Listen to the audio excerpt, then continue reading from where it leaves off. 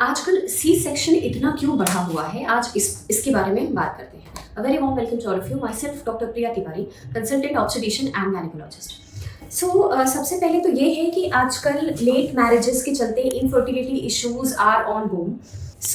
Infertility issues की वजह से, लेट मैरिजेस की वजह से 35 के अबव या 30 के अबव हम मैरिजेस कर रहे हैं, तो बेबी कंसीव करने में कई बार दिक्कत हो रही है। एंड जब कंसीव कर भी रहे हैं तो इतने सारे कॉम्प्लिकेशंस के साथ कंसीव कर रहे हैं कि उसमें फिर नॉर्मल डिलीवरी का ट्रायल डॉक्टर नहीं देना चाहते हैं, एक्चुअली कोई रिस्क नहीं लेना चाहते हैं। साथ में बिकॉज ऑफ हमारा खान पान, स्ट्रेस, पोल्यूशन, इतने सारे कॉम्प्लिकेशंस लाइक प्रेगनेंसी में अब डायबिटीज़ बहुत कॉमन होने लगा है, हाई बीपी बहुत कॉमन होने लगा है, थायराइड बहुत कॉमन होने लगा है, प्लेसेंटा का नीचे होना बहुत कॉमन हो गया है। इवन अगर आपका प्रीवियस सिजेरियन है, पहला वाला डिलीवरी सिजेरियन से हुआ है, तो दूसरे वाले केस में प्लेसेंटा का नीचे हो जाना ये भी कॉमन हो गया है।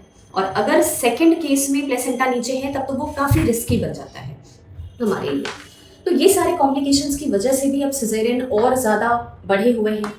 कई बार डायबिटीज़, ऐसे केसेस में मे बी डायबिटिक चीज़ें कंट्रोल हो, डायबिटीज़ इन प्रेगनेंसी काफ़ी कंट्रोल हो, बट फिर भी बेबी मैक्रोसोमिक हो, मीन्स 3.5 kg से एबव हो, क्लोज टू 4 kg हो, तो ऐसे केसेस में भी हम लोग नॉर्मल डिलीवरी अवॉइड करना पसंद करते हैं, बिकॉज मैटरनल और बेबी को बहुत सारे इंजरीज हो सकते हैं ड्यूरिंग नॉर्मल डिलीवरी।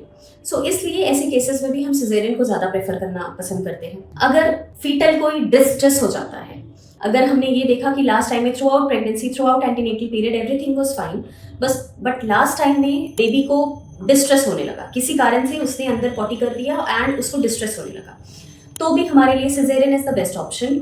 तो हमारे लिए नॉर्मल डिलीवरी का ट्रायल लेना would be a riskier thing.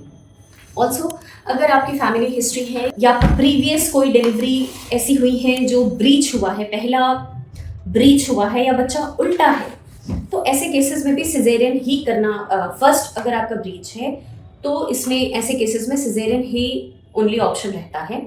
Normal delivery का ट्रायल फर्स्ट प्रेगनेंसी में is a very very riskier thing. Also आजकल बहुत सारे कॉम्प्लिकेशंस लाइक जो भी एज ओल्ड मैरिजेस हो रही हैं, वैसे केसेस में डॉक्टर्स कोई भी रिस्क इनफर्टिलिटी या precious baby like recurrent abortions वाले भी केसेस काफ़ी ज़्यादा हो रहे हैं कि 3 बार 2 बार अबॉर्शंस ऑलरेडी हो गया है, तो ऑब्वियसली थर्ड टाइम कोई भी ना डॉक्टर ना पेरेंट्स रिस्क लेना नहीं चाहते हैं, and then they end up doing directly going for caesarean, not for normal delivery, है ना। एंड ऑल्सो कि प्रीवियसली कोई हिस्ट्री है टॉर्च की या कोई भी इन्फेक्शंस की जिसकी वजह से रिकरेंट अबॉर्शन उनको हुआ है, या प्रीवियस कोई सर्जरी की हिस्ट्री है, लाइक यूट्रस में कोई सर्जरी हुई है, लाइक फाइब्रॉइड्स आजकल पेशेंट्स में काफ़ी देखने को मिलते हैं, ये 30-35 के एज ग्रुप में।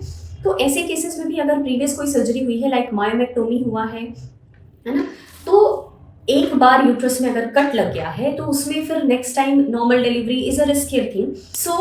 अक्सर डॉक्टर्स फिर ऑप्ट करते हैं सिजेरियन के लिए, because that is a safer option. Normal delivery के लिए जाएंगे तो वो जिस पोर्शन में ऑलरेडी एक कट लगा हुआ है because of your previous surgery, तो एक फटने का, एक रप्चर होने का हर समय एक चांस रहता है, and that's why doctors do not want to take risk and they directly land up doing caesarean section.